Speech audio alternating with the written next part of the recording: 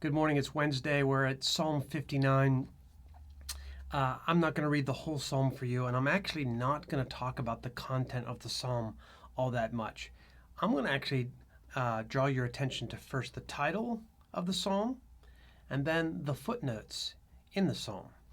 So, yes, interpreters will put footnotes in there to help you understand some strange things. Sometimes they'll tell you they have no idea what something means, as was the case in Psalm 58. There's a passage there that really interpreters have no idea really what it means, but most of the time we have a pretty good idea what's going on. Here in Psalm 59 we read this: "For the director of music, to the tune of 'Do Not Destroy' of David, a mitkim," which we think is probably a musical term, "when Saul had sent men to watch David's house in order to kill him."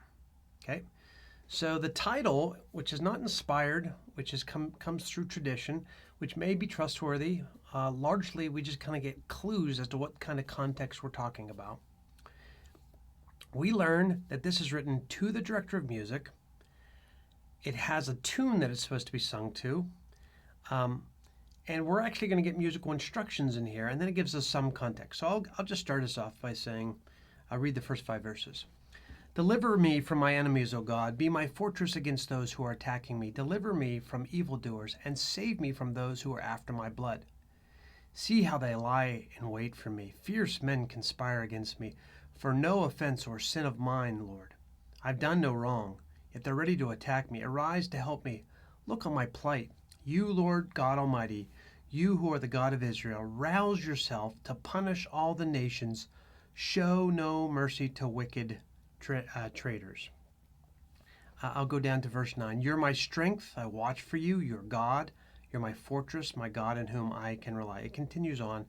I'll stop there. 1 through 5 and then 9.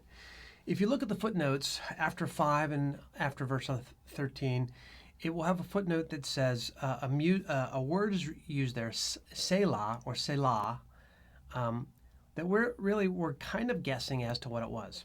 We think it could be a signal as to what to do in the song as you sing it. We think it might mean something like possibly stop and be quiet, or stop and pause. I guess I highlight this to you to say, really, the Psalms are supposed to inform our worship because they informed the worship of Israel. So we often draw most of our inspiration, some of our inspiration from the Psalms as we sing. And on Sundays when we sing such things like this, passages, we're following in a rich tradition. These are supposed to be sung, vibrant words. So I've encouraged you to use the Psalms as your prayer book to, when you don't have words, pray the words. You could even possibly sing the words.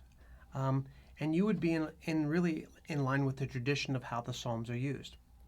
So I guess the other point I would make is just that we've cleaned up our songs so much where they're bright and shiny, and if you were to use the Psalms and try to compose songs out of them, there would be some hard languages here. There's some hard things to talk about here. So they felt free to sing corporately really raw emotions. We perhaps don't give ourselves as much permission to do so, but we are allowed to do so as guided by the Psalms.